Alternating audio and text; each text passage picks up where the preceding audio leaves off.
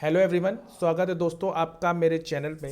मैं प्रशांत कुमार शुक्ला, एडवोकेट। साथियों, आज के वीडियो में हम लोग बात करेंगे पास्को एक्ट का एक इम्पॉर्टेंट लेटेस्ट जजमेंट के बारे में जो हाल ही में पंजाब एंड हरियाणा कोर्ट का आया है। आइए जानते हैं इस इम्पॉर्टेंट जजमेंट के बारे में। साथ ही साथ अगर आप मेरे चैनल में पहली बार है, चैनल को जरूर सब्सक्राइब कीजिए, लाइक कीजिए, शेयर करिए और कमेंट करना तो मत भूलिएगा।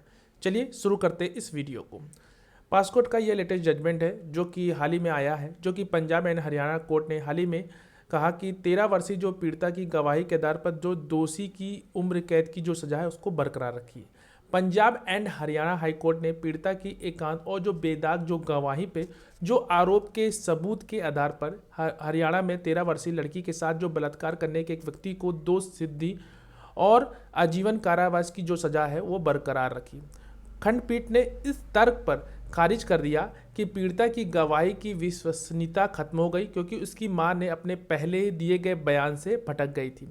खंडपीठ ने क्या कहा, आइए वो जानते हैं। खंडपीठ ने कहा कि दोषी अपीलकर्ता के खिलाफ लगाए गए जो आरोप हैं वो अच्छी तरह स्थापित है या नहीं, यह समझाने के लिए मुख्य सिद्धांत यानी कि जो पीड़ित की जो बेदाग गवाही पर निर्भर है, न कि उसके विपरीत गवाही पर, जैसा कि किसी अन्य अभियोजन द्वारा गवाह प्रस्तुत किया गया। इसलिए जब सभी कारणों से इस न्यायालय ने गवाही को अत्यधिक विश्वसनीयता प्रदान की, तो जैसा कि पीड़िता द्वारा प्रस्तुत किया गया है, इसके लिए कोई दोष मुक्ति संबंधी गवाही जैसा कि पीड़िता की जो मां द्वारा प्रस्तुत की गई इस प्रकार पूरी तरह से अप्रासंगिक हो जाती है। जो मामला था, आइए वो जानते हैं। मामला यह था कि जो यौन अपराध बच्चों के यानी कि पास्को एक्ट की जो धारा जो 6 है और भारतीय दंड संहिता यानी कि आईपीसी की धारा 506 के तहत अपने दोष सिद्धि और कारावास की सजा के खिलाफ आरोपी द्वारा दायर आपराधिक अपील में यह टिप्पणी की गई। अभियोजन पक्ष के अनुसार जो 13 वर्षीय लड़की ने बीमार पड़ने पर उसे उल्टी शुरू करने के बाद अपने माता पिता को घटना के बारे में भी सूचित किया। इसके बाद जांच की गई, मेडिकल का जो साक्ष्य था, जांच के बाद आरोप पत्र भी दायर किया गया और जो आरोपी था उसके खिलाफ आईपीसी की धारा 376 2N 376 का सब सेक्शन 3 और 506 के तहत दंडनीय जो अपराध करने का आरोप भी लगाया गया।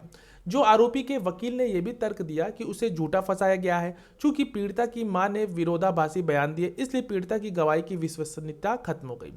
दलील खारिज करने के अलावा अदालत ने उस डॉक्टर की गवाही पर भी गौर किया जिसने पीड़िता की जांच की और कहा कि उसे 7 सप्ताह के जीवित भ्रूण के साथ भर्ती कराया गया था। जहां तक अभियुक्त के वकील ने यह भी दावा किया कि जो डीएनए रिपोर्ट के अनिर्णायक इस प्रकार दोष मुक्त है कि अदालत ने कहा कि डीएनए रिपोर्ट से निष्कर्ष डीएनए की जो अपराधताओं या डीएनए के क्षरण पर आधारित है। इस प्रकार डीएनए रिपोर्ट का दावा अदालत की पीड़िता की गवाही से प्रेरित विश्वास को खारिज करने के लिए प्रेरित नहीं कर सकी।